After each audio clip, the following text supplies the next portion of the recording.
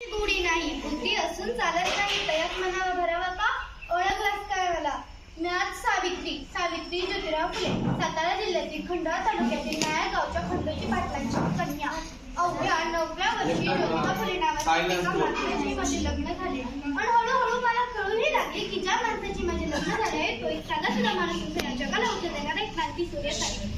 त्यावेळेस स्त्रियाच्या जातीने कसं आपण झाले आणि आपली घरातील माणसं स्त्रियांना उलटण्याची पद्धत नव्हती. स्त्री पुरुष उच्च जाती खालच्या जाती याच्यात लई भेदभाव होता. त्यांना ब्रिटिशच्या फरार मॅडम म्हणाल्या, मिस्टर फुले तुम्हाला शिक्षणाचा प्रचार करायचा आहे ना, याआधी तुम्ही उमानला शिकवा, उमानला घराच्या बाहेर काढा आणि मग शिक्षणाचा प्रचार करा.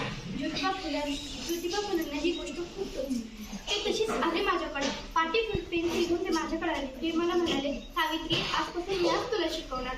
झालं माझं शिक्षण सुरू. बेकबे बेदुंचार आकार उकार व्हॅलेंटी समज मला यायला लागला. हळूहळू मी वाचायलाही शिकले आणि लिहायलाही शिकले. अशातच आम्ही पुणे येथे भिडेवाडीमध्ये 1 जानेवारी शनिवार मुलींची पहिली शाळा सुरू केली. मी शाळेत शिकवायला जायचे त्यावेळेस माझ्या अंगावर शेण फेकले लोकांनी, दगडं फेकले. शाळेत जाऊन दुसरी साडी बदलून मी मुलींना शिकवायचे आणि असं चलतच राहिलं.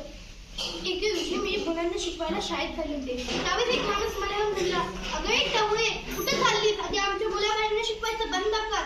कदाचित त्याला माहित नसावं तुम्ही ज्योतिरावांची बाई पत्नी आहे.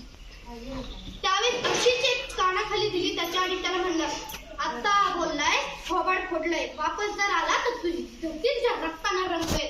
इथून पुढं अहो एखाद्या स्त्रीचा नवरा मेला तर तिने सती जायचं हे काय आहे? तिचा नवरा मेला तर याच्यात तिची काय चुकी? असंच एका विधवा बाईचा मुलगा मी दत्तक घेतला. त्याचं नाव यशवंत होतं. यशवंतच्या तुरुतुरु पावलाने आमचे घर कसे फुलू लागायचे. असंच यशवंताला मोठं केलं, यशवंताला डॉक्टर बनवलं आणि असंच आमच्या पुण्यामध्ये फ्लॅट नावाची ही आजार केला. आणि आम्हाला मी यशवंताला म्हणले, यशवंता आपल्याला पुण्यामध्ये हॉस्पिटल उभारायचंय, दवाखाना बांधायचा आहे, आपल्याला आपल्या पुण्यावासियांना वाचवायचे आहे, फ्लॅट नावाच्या आजारापासून लस बनवायची आहे. आणि एकदा हा आजार आम्हाला होणारच होता आणि या आजारामुळे आम्ही होऊन गेलो. हा आजार आम्हाला झाला आणि आम्ही गेलो. अरे शेपाट्यासारखं जगताल तर काम तमाम होईल, शेपाट्यासारखं जगताल तर काम तमाम होईल, पण वाघासारखं जगताल तर नाम होईल, वाघासारखं जगताल तर नाम होईल. या समाजासाठी आम्ही काहीतरी करून गेलो. आजकालच्या मुली डॉक्टर इंजिनियर व मोठ्या मोठ्या पदावर आहेत आणि काही असे अजूनही गाव आहेत की जिथे मुलींना अजिबात दर्जा नाही, मुलींना शाळेतही पाठवलं जात नाही.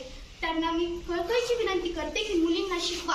मुलगा शिकला तर तो एकटा शहाणा होतो, मुलगा शिकला तर तो एकटा शहाणा होतो, पण जर मुलगी शिकली तर ती आपल्या घराण्याला शहाणी करते, मुलगी शिकली तर ती आपल्या घराण्याला शहाणी करते.